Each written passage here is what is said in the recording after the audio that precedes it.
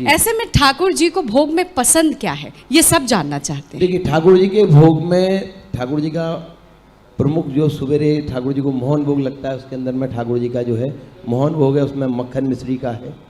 बाल भोग में मक्खन मिश्री है। सब में ज़्यादा पसंद तो ठाकुर जी को मक्खन मिश्री है। उसके साथ में ठाकुर जी को जो है बाल भोग के अंतर्गत में कचौड़ी है, पूड़ी है, ये सब ठाकुर जी को सुबह सुबह भोग लगाया जाता है, क्योंकि ठाकुर जी का उठने के बाद में मक्खन मिश्री, पूड़ी, कचौड़ी, सब्जी, पकौड़े, ये सब भोग लगाया जाता है। उसके बाद ठाकुर जी को दोपहर में जो है राजभोग का भोग लगता है, जिसके अंदर में कड़ी है, दाल है, चावल है, 3 प्रकार के खीर है, दूध भात है, रोटी है। और ठाकुर जी को समय समय पे 56 भोग का भी भोग लगता है। 56 भोग जो प्रारंभ हुआ वो भी ठाकुर जी के द्वारा ही प्रारंभ किया गया, जिस समय भगवान ने 7 दिन तक बिना कुछ खाए पिए अपने कन्नी उंगली के ऊपर गोवर्धन पर्वत को लिया है।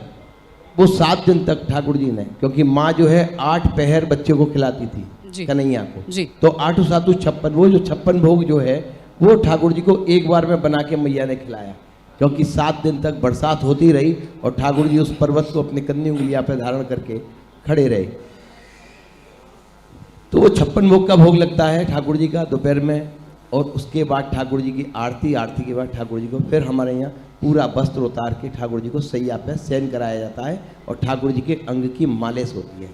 जब हम ठाकुर जी के मालिश करते हैं तो जैसे हम अपने बच्चों की मालिश करते हैं, तेल लगाते हैं, ऐसे ही ठाकुर जी के अंग पे जब हम इतर की मालिश करते हैं तो ठाकुर जी का ऐसा कोमल शरीर रहता है, जैसे बच्चे का शरीर दबता है ऐसे ही दबता है।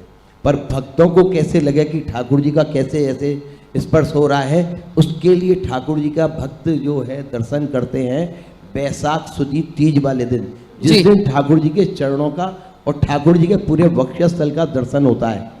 जैसे अभी आप मेरे हाथ की नस देख सकते हैं फड़कने की, ऐसे ही ठाकुर जी के पूरे अंग को फड़कने का आपको जो दर्शन है, ठीक है, वो बैसाख सुदी तीज वाले दिन होगा, जिस दिन ठाकुर जी का चरणों का दर्शन होता है।